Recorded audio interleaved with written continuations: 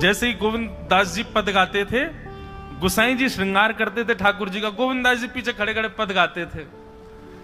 तो जैसे ही गोसाई जी श्रृंगार करते करते थोड़ा श्रृंगार लेने के लिए नेक दूर जाते, ठाकुर जी ऐसे खड़े खड़े नीचे से एक मोती उठाते, मोती उठा के ये मारते टक के गोविंद दास के सिर पे।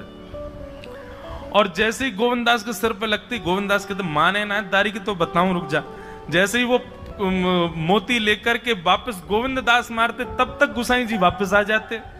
और गोसाई जी के आते ही वो मोती ठाकुर जी की जगह गोसाई जी में जाके लग जाता। गोसाई जी कहते हे गोविंदा, तू ठाकुर जी को मोती मार रहा है। गोविंदास बोले मेरो माथो देखियो, ये गुम्माटो फूल को ये आपके लाला ने मारो मोए। आपको लाला ऊधम मचावे वो ना दिखाई दे आपको, और मैं एक कछु कह दूं सो मुंह पे चिल्ला रहे हो, मुंह पे बरस रहे हो, या समझा लो बहुत ऊधम मचावे ये। ऐसी लीला करते। गोसाई जी के नेत्रों में आंसू आ जाते, बोले गोविंदा तू कितनो भाग्यशाली, तेरे संग ठाकुर जी लीला करें। गोविंदास के साथ ऐसी ऐसी लीला करते महाराज। तो दोपहर के समय जैसे मंदिर बंद होते, ठाकुर जी महाराज फेंटा कस के आ जाते, ए गोविंदा चल खेलवे चल रहे हैं। ठाकुर जी गोविंदास के संग खेलने जाते। एक दिन ठाकुर जी बोले गोविंदा तू घोड़ा बन जा, मैं तेरे ऊपर बैठ के डोलूंगो। गोविंदास जी घोड़ा बन गए। घोड़ा बन के ठाकुर जी ऊपर बैठ गए, और गोविंदास की दो पौनी बना दी ऐसी, और दो पौनी इनको ही ऐसे पकड़ पकड़ के ठाकुर जी चला रहे हैं। और ठाकुर जी तो खेले भैया, कछु भी कर सकें। गोविंदास के ऊपर बैठ गए और उसको चलाने लगे। अब चलते चलते गोविंदास रुक गए, और ठाकुर जी बोले ए गोविंदा चल, ए मेरे घोड़ा चल। गोविंदास जी बोले जय जय जय जय, नेक उतर जाओ। ठाकुर जी बोले काय को? गोविंदास जी बोले लघु शंका लगी है, नेक मुझे जानो है, नेक उतर जाओ।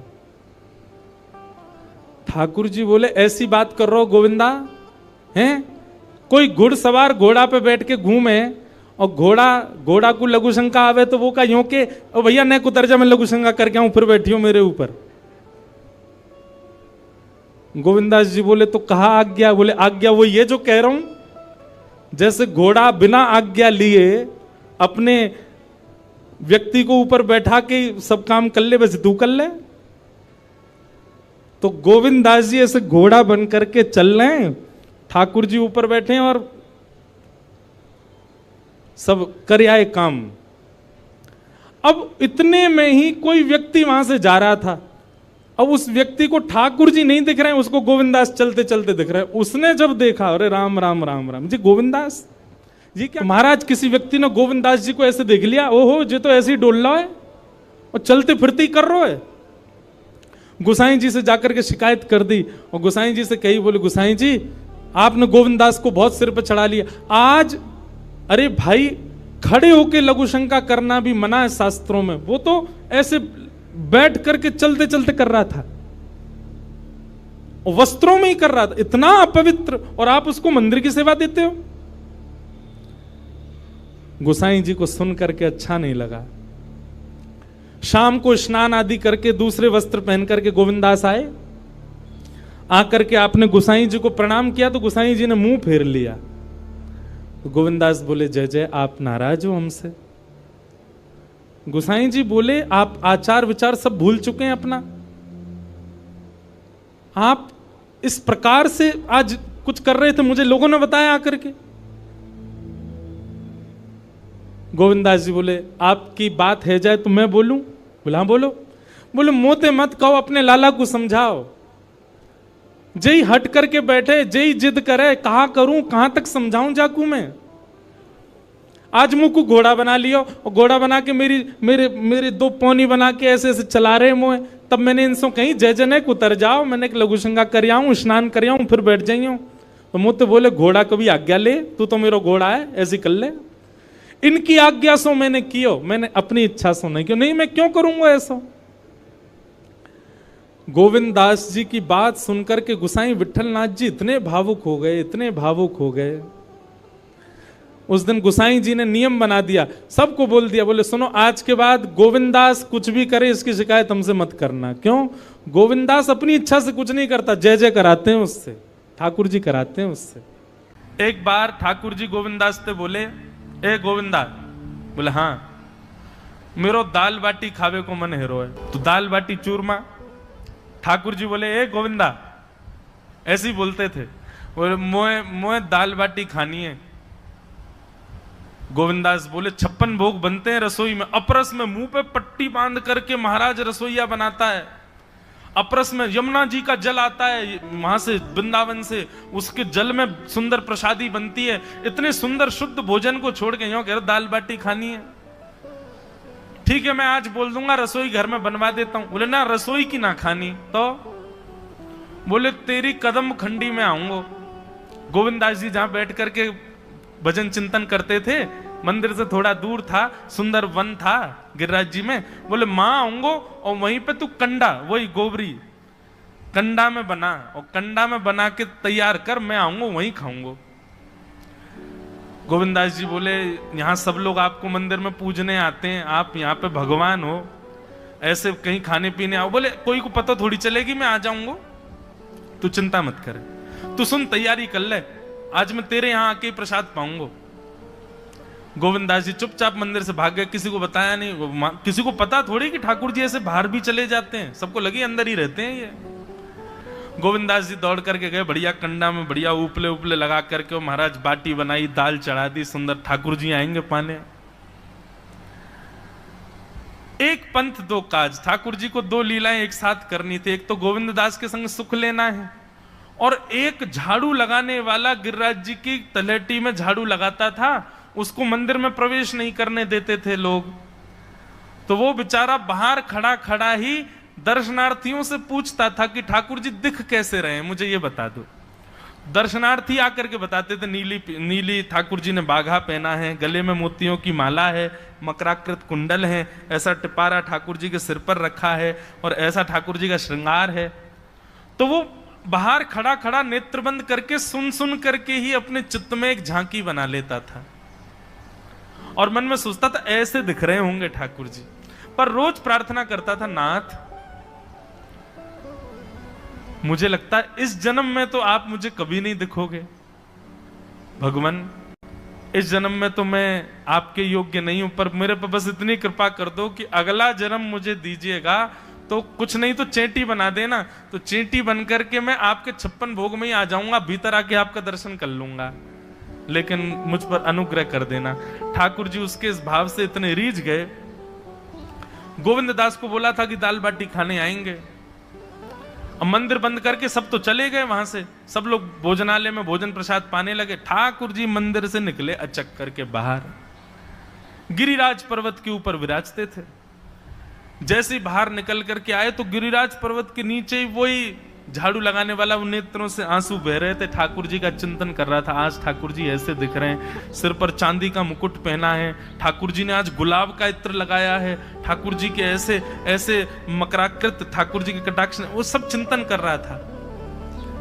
ठाकुर जी नीचे उतर करके जाने लगे, इतने में ही ठाकुर जी ने लीला करी और जोर जोर से ठाकुर जी चिल्लाने लगे, अरे जल्दी ते आइयो, देखियो मेरे पाम में कांटो लग गयो, अरे जल्दी ते कोई आओ या कांटे को निकारो, मुझको तो बहुत दर्द है रो है, अरे भैया जल्दी आओ जल्दी आओ। अब ये स्वर जैसे ही सुना उस झाड़ू लगाने वाले ने, उसके नेत्र खुल गए। उसने देखा, बोले कि ये स्वर कहां से आ रहा है। उसने जैसे ही नेत्र उठा करके ऊपर देखा, तियों की माला पहनी है, मकराकृत कुंडल पहना है, चांदी का मुकुट चमक रहा है मस्तिष्क पर, ठाकुर जी के केश घुंघराले लहरा रहे हैं, और ठाकुर जी अपनो एक पाम हाथ में पकड़ करके और एक पैर पर लंगड़ी जैसे खेलते हैं, ऐसे ठाकुर जी कूद रहे हैं यहां से वहां। नीचे से झाड़ू लगाने वाले लगे, अरे ऐसा पुरुष तो मैंने जीवन में कभी नहीं देखा, ये कैसा पुरुष है। नीचे से ही ठाकुर जी को देखने लगा। अब स्वरूप उसको पता था, तो उसने कही ये जरूर ठाकुर जी होंगे, वहीं से प्रणाम करें। ठाकुर जी बोले प्रणाम कर रहा हूं, दारी के जल्दी ऊपर आ, कांटो लगो मेरे पाम में, या को निकार।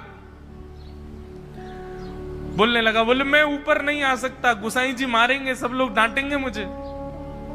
अरे नहीं गुसाई जी ऐसा कुछ ना कहें, ये सब तो बाहर के लोगों ने नियम बना दिए, मैं तो सबसे मिलूं, तू आजा जल्दी ऊपर। जैसे ही ऊपर गया, ज्यों-ज्यों ठाकुर जी के समीप जाए त्यों-त्यों उसके नेत्र सजल होते जाएं। ठाकुर जी के बिल्कुल समीप पहुंच गया, भगवान बोले देख काई को रो भैया, जल्दी कर, मेरे पाम में कांटो लगो या को निकार। जिन चरण कमलों के स्पर्श के लिए सदा लक्ष्मी लालायित रहती है, ठाकुर जी ने उसकी गोद में अनायास अपने चरण रख दिए। बोले जल्दी कांटो निकार, कांटो लग गो मेरे पाम में। अब वो ठाकुर जी के सुंदर तलवों को अपने हाथ से ऐसे देख रहा है, ढूंढ रहा है कहां कांटा लगा है, कहीं उसको कांटा मिल गया। अब इतने कोमल चरण ठाकुर जी को, उसके नेत्रों से आंसू भी गिरते जा रहे हैं, भाव विह्वल होता जा रहा है। मेरे सौभाग्य की सराहना, ठाकुर जी के इतने समीप। कांटा निकालने के लिए बार बार अपने अंगूठे से खींचे, लेकिन कांटा नहीं निकले। ठाकुर जी बोले अरे जे हाथ ते ना निकलेगो। उसने पूछा कैसे निकलेगा? बोले अरे मेरो पाम पकड़ के अपने मुंह के पास ले जा और दांतन से निकाल, तब निकलेगो ये। आहा, कितनी कृपा की ठाकुर जी। कृपा की न होती जो आदत तुम्हारी, तो सूनी ही रहती अदालत तुम्हारी। जो दीनों के दिल में जगह तुम न पाते, तो किस दिल में होती हिफाजत तुम्हारी। कृपा की न होती जो आदत तुम्हारी, तो सूनी ही रहती अदालत तुम्हारी।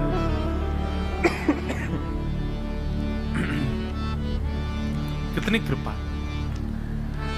उसने कांटा निकाला मुख से। ठाकुर जी बोले अब चल, मुंह से चलो ना जा रहा। गोविंद दास ने अपनी कदम खंडी में दाल बाटी बनाई है, मुंह ले चल वहां पे। बोला कैसे लेके चलूं? बोले तेरे कंधान पे बैठ जाऊंगा मैं। और ठाकुर जी ने अपने दोनों पांव ऐसे लटका लिए उसके यहाँ पे, और सिर पकड़ करके उसके ऊपर ही बैठ गए। बोले चल ले चल मुंह को। वो तो महाराज बेहोशी सी हो रही है, उसको विश्वास ही नहीं हो रहा ठाकुर जी मेरे संग इतनी बड़ी लीला कर रहे हैं। गोविंद दास की कदम खंडी में पहुंचने से पहले उस बालक ने ठाकुर जी गोविंद दास जी मुंह बहुत मारेंगे, अगर उनको पता चल गई मैंने आपको छू लिया है तो मुंह बहुत डांटेंगे। आप एक काम करो, अब यहां से आप पैदल चले जाओ, मैं यहीं खड़ा हूं। ठाकुर जी बोले यहीं खड़ो रही हो, तेरे काजी दाल बाटी लेके आऊंगा मैं। ठाकुर जी पहुंच गए गोविंद दास के पास। आहा, जो ठाकुर जी अचल दिखते हैं सबको मंदिर में, वो सचल दिखते हैं गोविंद दास को। कितनी बड़ी कृपा। गोविंद दास के यहाँ ठाकुर जी पहुंच गए, और पहुंच करके ठाकुर जी बोले चल गोविंदा जल्दी खवा, मुझको तो बहुत जोर की भूख लगी है। गोविंद दास बोले हाँ हाँ विराजो। सुंदर व्यवस्था कर दी। ठाकुर जी बैठ गए, और बैठ करके सामने पत्तल पर महाराज बाटी रखी, दाल रखी, चूरमा रखी, चटनी रखी, सब बढ़िया सुंदर सजा दी। अब ठाकुर जी पा रहे हैं, प्रेम से पाते जा रहे हैं, और पाते पाते बीच में गए और ला, और जल्दी ला, भूख लग रही है मुझको। गोविंदास बोले पहले इनको तो खा लो। अरे ना है तू जाने ना है मंदिर में मेरो भूख कैसे लगे? थाली में 2 रोटी और ये सब्जी, इनते मेरो पेट थोड़ी भरे। मेरे सामने तो सबरी सामग्री धर दो, मेरो जो मन होगा मैं उठा उठा के पाते जाऊंगा। अरे गोविंदा जल्दी जल्दी लेके आ। अब गोविंद दास जी पीछे मुड़ करके बढ़िया सुंदर बाटी वाटी सेके। इतने में ठाकुर जी क्या करें, एक बाटी तो खा जाएं और दूसरी बाटी उठा के अपनी जेब में धरते जाएं। वो संग आयो वाक्य काजी लेके जानी है।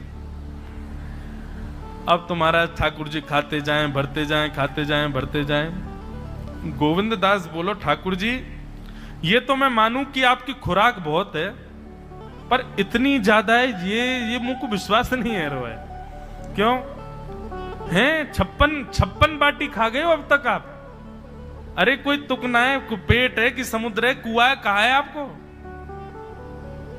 ठाकुर जी बोले अच्छा दारी के ऐसे बोले, चलो जाऊंगा मैं। अरे नहीं जय आप तो पाओ। ठाकुर जी तो जेब में भरते जा रहे थे। अब ठाकुर जी का पेट भर गया। ठाकुर जी बोले चल भैया गोविंदा अब पेट भर गया, नेक देर हम एक पेड़ के नीचे बैठ के नेक सुस्ताए लें, फिर बाकी बाद मंदिर में जाएंगे। 4 बजे मंदिर खुल जाएगा दर्शन देने। जैसे ही ठाकुर जी खड़े भये महाराज, सोई उनकी पीतांबरी फैल गई। पीतांबरी फैली। गोविंदास बोले जय ये बाटी खाए के आप इतनी जल्दी मोटे कैसे है गए? ये पेट आपको है तो सही, लेकिन ये इतना चौड़ो कैसे है गो? और पेट कोई खावे तो वो आगे की तरफ निकल रही है, ये कोने में कैसे निकल रहा है? ये दोनों तरफ पेट बाहर कैसे आ रहा है आपको? ठाकुर जी बोले ना कछु ना कछु, नहीं नहीं नहीं दिखाओ। अब तो महाराज गोविंददास ने पकड़ के जैसे ही पकड़े तो अंदर से बाटी निकल आई। जे बाटी कौन के काजे भर के ले जा रहे हो? सही सही बताइयो लाला, कौन के काजे? कोई और सखा बना लियो तुमने मेरे अलावा? गोविंददास जी बाहर गए, बाहर जाकर के देखा तो एक वृक्ष के पीछे वो झाड़ू लगाने वाला बैठा था। अच्छा, तो अब जे आपको सखा बन गए, जे आपको मित्र है गयो, या के काजे बाटी भर के ला रहे हो? ठाकुर जी कहे अच्छा अरे भैया ठीक है, अब तू सबंत कह मत दियो कि मैं या के संग आयो, या के संग खेलूं। अरे बेचारो बड़ो प्रेम करे मोते, ये भूखो बेचारो, मैंने सोची या के काजे बाटी ले चलूं। गोविंददास जी के चित्त में एक क्षण के लिए तो ये भाव आ रहा है कि ठाकुर जी कितने प्रेमी हैं, लेकिन बाहर से कैसा दिखा रहे हैं? बोले स्वयं ने इतने सारे ग्रंथ निर्माण करा दिए, 4 वेद लिखवा दिए, उन पुराणों में शुद्धि, पवित्रता, अपरसता, सबके इतने नियम बना दिए, और खुद क्या कर रहे हो? हैं? कोई के सिर पर बैठ के घूम रहे हो, कहीं जा रहे हो, कछु भी खा रहे हो? ठाकुर जी बोले अब ये सब नियम तो मानवन के लिए है ना, हम तो जय जय हैं, हम थोड़ी करेंगे इन नियमन को। बोले चुपचाप चलो और आचमन करो, शुद्धि करो, तब जाइयो मंदिर में। वहीं गोविंद कुंड के पास में गोविंददास जी ने जबरदस्ती ठाकुर जी बैठा दिए। बोले हाथ में जल लो।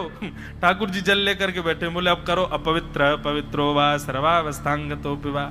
ठाकुर जी आचमन कर रहे हैं, अपनी पवित्र कर रहे हैं ऊपर से लेकर नीचे तक। इतने में ही गोविंददास बोलते बोलते बोलते बोलते पीछे के गए और ठाकुर जी की पीठ पे जाकर के एक धक्का दियो महाराज, पूरे ठाकुर जी डुबा दिए कुंड में। ठाकुर जी पूरे ऊपर से नीचे तक भीज गए। ठाकुर जी बोले दारी के तेरी शिकायत करूंगो, गुसाई जी तो कहूंगो तू ऐसे करे मेरे संग। गोविंददास बोले मैं बता दूंगा तुम कौन कौन के कंधान पे चढ़ के घूमो। आप मंदिर के लिए इतना नियम बना रखो है, नहा के आओ, धो के आओ, हाथ पांव खासा करके आओ, और कुछ अपवित्र वस्तु मत छीलेना, अपरस में रहना, गीला वस्त्र तन पे होना चाहिए। आपकी सेवा के लिए इतने नियम, और खुद क्या कर रहे हो? ऐसे गोविंददास वो कह रहे हैं यद्यपि रूप गुण शील सुधरता, इन बातन न रिझई है, प्रीतम